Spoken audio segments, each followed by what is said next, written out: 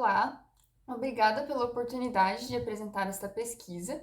O meu nome é Bruna Gelleri Tremarin e hoje eu vou apresentar meu trabalho intitulado Uso de HDL magnético para a absorção da ciprofloxacina, modificação por surfactante, orientado pela professora Renata Mello Giona e co-orientado pela professora Ana Caroline Reis Meira.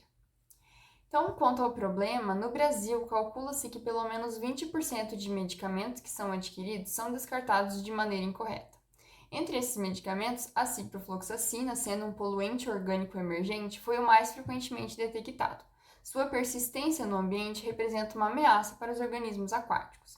E uma solução para tentar diminuir o impacto ambiental é a preparação de materiais que removam o contaminante da natureza, do meio.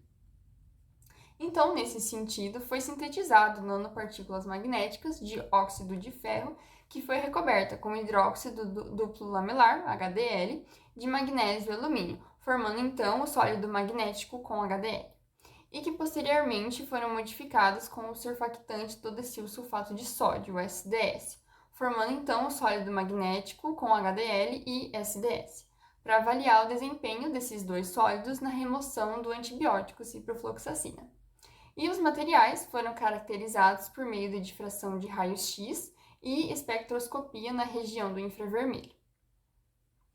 Então, aqui a metodologia dos testes de adsorção de ciprofloxacina. Então, a gente fez dois testes, com várias concentrações da CIP e também para avaliar o tempo de contato da CIP com os sólidos.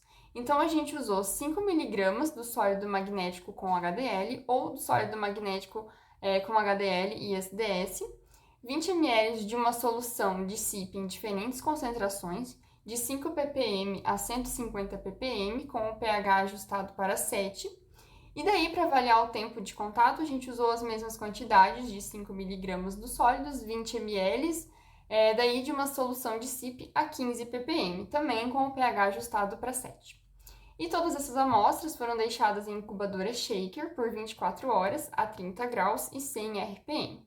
Após 24 horas, o sobrenadante foi utilizado para a etapa de quantificação da CIP, utilizando espectroscopia de UV-Vis em comprimento de onda de 270 nanômetros. Então, no teste de variadas concentrações, as leituras foram feitas após 24 horas. E no teste de avaliar o tempo, as leituras foram feitas em diferentes tempos. Então, aqui os resultados. Aqui está o infravermelho. Então, o espectro da magnetita e da magnetita com HDL deram perfis esperados para esses compostos. E conseguimos observar que no espectro da magnetita com HDL e SDS, as bandas próximas de 2800 e 1250 comprovam que o SDS está incorporado na superfície. Aqui, então, a gente tem o DRX.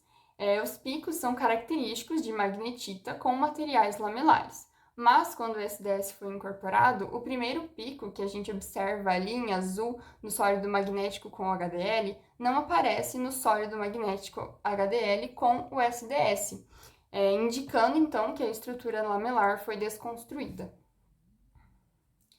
Aqui, então, é a adsorção da ciprofloxacina, né? Então, aqui é o gráfico do efeito do tempo de contato da CIP, né? Então, a gente pode observar ali que o equilíbrio é atingido a partir de 300 minutos, mais ou menos.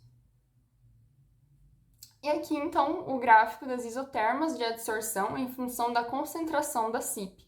Então, aqui é o teste de várias concentrações da CIP, né? Assim como no gráfico anterior, a gente observa que o sólido magnético HDL com SDS absorve mais que o outro sólido sem SDS. Então, a gente fez todos os cálculos ali com o Q máximo. O sólido com SDS remove cerca de 61,2% a mais que o sólido sem SDS. Então, a gente conclui, né, que esses dois sólidos se mostram eficientes na adsorção da CIP, porém foi observado que o sólido com SDS teve um melhor desempenho. Aqui, então, alguns agradecimentos. Agradecemos ao UTF-PR, ao CNPq pelo auxílio financeiro prestado ao projeto e ao LabMulti da UTF-PR de Apucarana pelas análises de DRX.